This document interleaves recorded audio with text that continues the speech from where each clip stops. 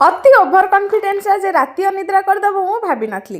Guddu school 2 दिन पूर्व project देते भाविली हाँ म यही गोटे कम संध्यार बसले राति सुधा सरजिव एमती भाविकी 2 दिन अवहेलार काटिदेली। संध्यार बनैबा आरंभ कली जे राति 2:30 बाजिगला।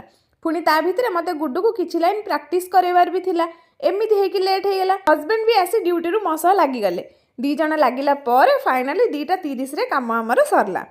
शोइले कौन आ निद होउची शोइला बेलको राति 3 सकाळु पुणी जल्दी उठिया पड़ला गुड्डू को स्कूल पठिया पे। जल्दी जल्दी रे जोटा बनी परिबो ताकू लंच बॉक्स रे देई स्कूल पठेई फुण टिके सोई जाइथली। उठिकी देखे तो वर्षा हे जाइची जुआर।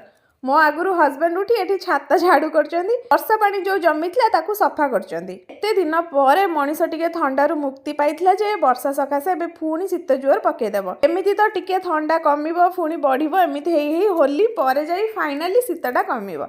आज गछ गुड़ा बढ़िया देखा जाउची। धूली उड़ी उड़ी पत्र गुड़ा जो असना हो जाइतला आज पूरा वर्षा पानी खाई सफा हो जाइची पूरा ग्रीन ग्रीन देखा जाउची मस्त लागुची। हस्बैंड मते आज टिके हेल्प कले रोसई करियारे। मु मसला बनै देली से मशरूम रेडी कर देले। आज हमर लंच रे थिला भात डाली और मशरूम मसाला। दिन सारा आज बहुत वर्षा होइची। अब आपण मान तो जानिथिबे हम ओडियांक घरे अलगा बेले सानी की जेते थर बनी थाउ किंतु वर्षा पागटे हबो माने पकुडीटा निश्चय बनियो। तो सेथि पई मरेठी चलसिला पकुडी पई प्रिपरेशन पालंग साग पकुडी। आ खरा हो कि वर्षा हो कि शीत हो जहाँ भी हो जाओ पिला मानकर बर्थडेटा बंद हबार नाई। आ एमानकर तो मजा आउ से शीत हो कि वर्षा हो किछि भी फरक पड़ेनी। गुड्डू आ भूमि रेडी होइछन जीबा पई गोटे तांको फ्रेंड रो बर्थडे रे। आ हमर एठी पुनी डिस्कशन चलछि राति रे कोन स्पेशल आइटम बनेबा। वीडियो को एठी एंड कर दबा। सब्सक्राइब निश्चित कर देबे। बाय बाय जय जगन्नाथ।